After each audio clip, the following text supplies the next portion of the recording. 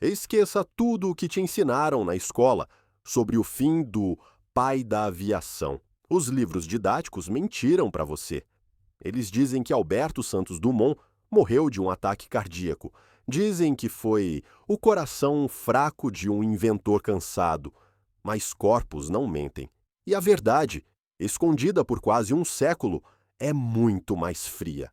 No dia 23 de julho de 1932, Santos Dumont não morreu de causas naturais.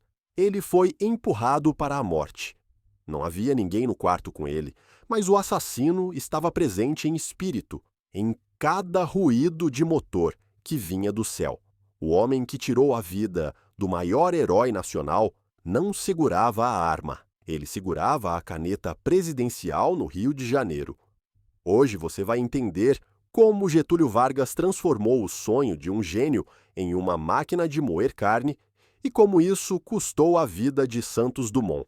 Sejam bem-vindos ao Arquivos Brasileiros. No documentário de hoje, vamos abrir os arquivos confidenciais sobre a conexão mortal entre Vargas e Santos Dumont e revelar o que os livros de história tentaram suavizar sobre Getúlio Vargas. Prepare-se. O que vamos expor agora mancha a biografia do pai dos pobres com sangue. Para entender a morte, precisamos entender o cenário do crime. Julho de 1932. O Brasil não é um país. É um barril de pólvora com o pavio aceso. De um lado, São Paulo, a elite industrial, os estudantes, a classe média. Eles exigem uma Constituição. Eles exigem o fim da ditadura provisória, que já durava tempo demais.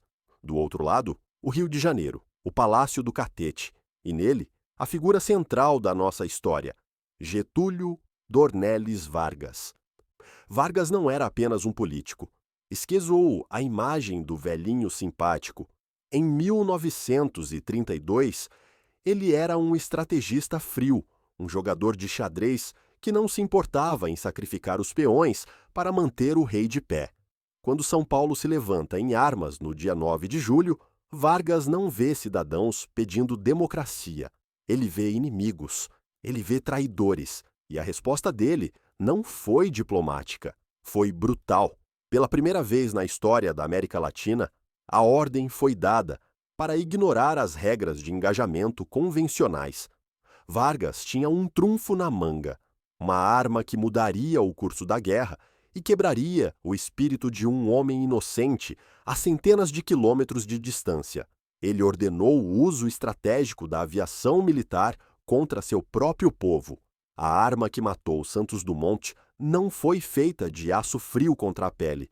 Foi feita de madeira, lona e um motor barulhento. O governo federal despachou para os céus de São Paulo os aviões Waco, modelos ágeis fabricados nos Estados Unidos, mas eles ganharam um apelido que causava arrepios em quem olhava para cima: os vermelhinhos. A fuselagem era pintada de um tom avermelhado, inconfundível. Eles não estavam ali para entregar correio. A missão era clara: bombardear o Porto de Santos, destruir infraestrutura e, o mais aterrorizante, causar pânico psicológico na população civil. Imagine o som, não o zumbido distante de um jato moderno, mas o rugido cru e engasgado de motores radiais voando baixo, rasante, as bombas caindo em solo brasileiro, explodindo casas brasileiras, matando brasileiros. Tudo sob a assinatura de Getúlio. Era o terror vindo de cima, e havia um espectador VIP assistindo a esse show de horrores, um homem que via, naqueles aviões, não uma arma, mas um filho corrompido. Guarujá, litoral de São Paulo. Grand Hotel de la Plage. Um refúgio de elite, agora transformado em posto de observação do apocalipse. No quarto, um homem de 59 anos caminha com dificuldade. Alberto Santos Dumont já não é o dandy parisiense que jantava com a realeza. Ele é uma sombra. A esclerose múltipla corrói seus nervos. A depressão corrói sua alma. Ele buscou o litoral para descansar, para tentar curar a mente atormentada. Mas Vargas trouxe a guerra até a janela dele. Testemunhas da época relatam o comportamento errático de Dumont naqueles dias de julho. Ele ia até a sacada e via os vermelhinhos passando em direção a Santos. Ele via as explosões à distância. Ele ouvia o estrondo. Para qualquer outra pessoa, aquilo era guerra. Para Dumont, era sacrilégio. Ele dedicou a vida a provar que o avião seria o instrumento da paz, da conexão entre os povos.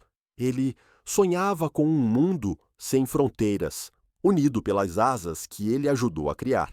E agora, o ditador do seu próprio país usava sua invenção para massacrar irmãos.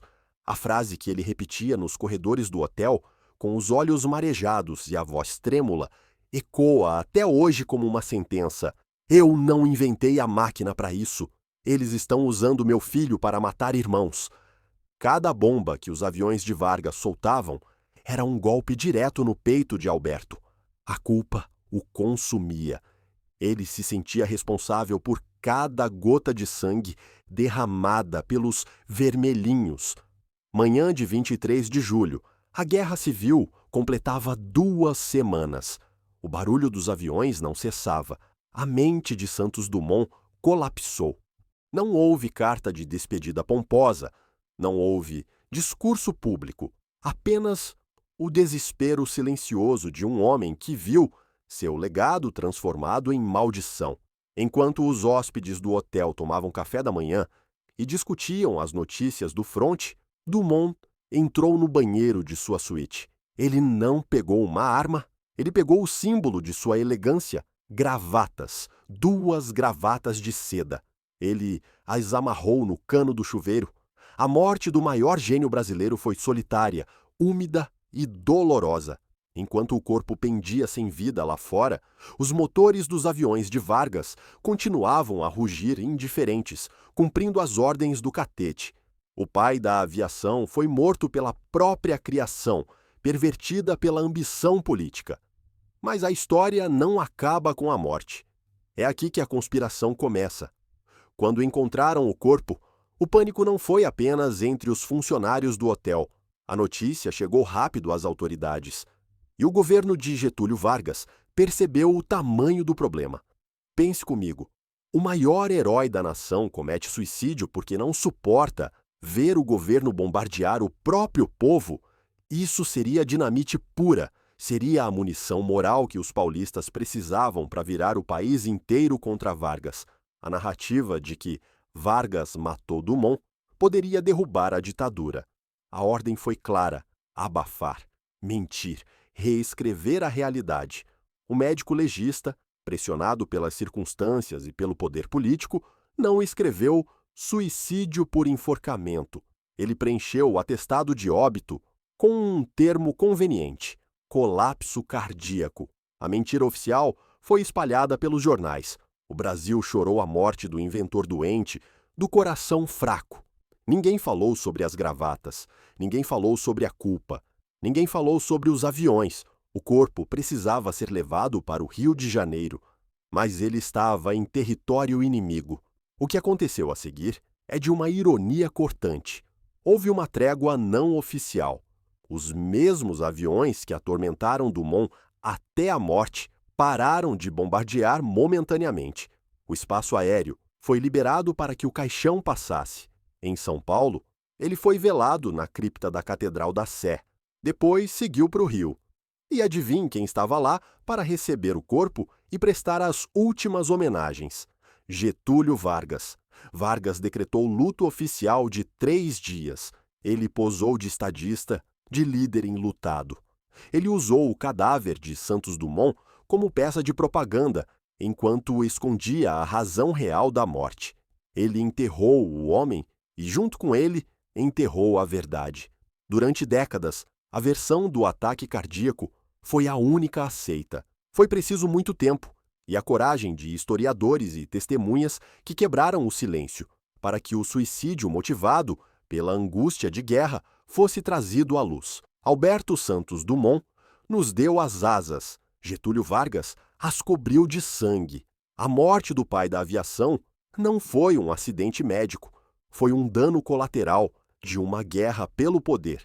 Até hoje, O Brasil celebra seus heróis sem questionar quem segurava a faca, ou a caneta, que cortou suas vidas.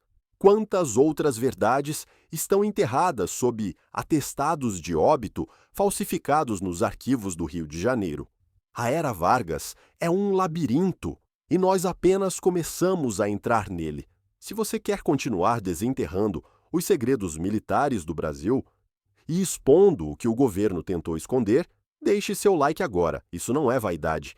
É vital para que o algoritmo entenda que essa missão é relevante. Inscreva-se no canal e ative o sino, porque no próximo vídeo vamos revelar o plano secreto de Vargas para se aliar aos nazistas e a carta que Hitler enviou ao Brasil. Você não vai acreditar no conteúdo desse documento.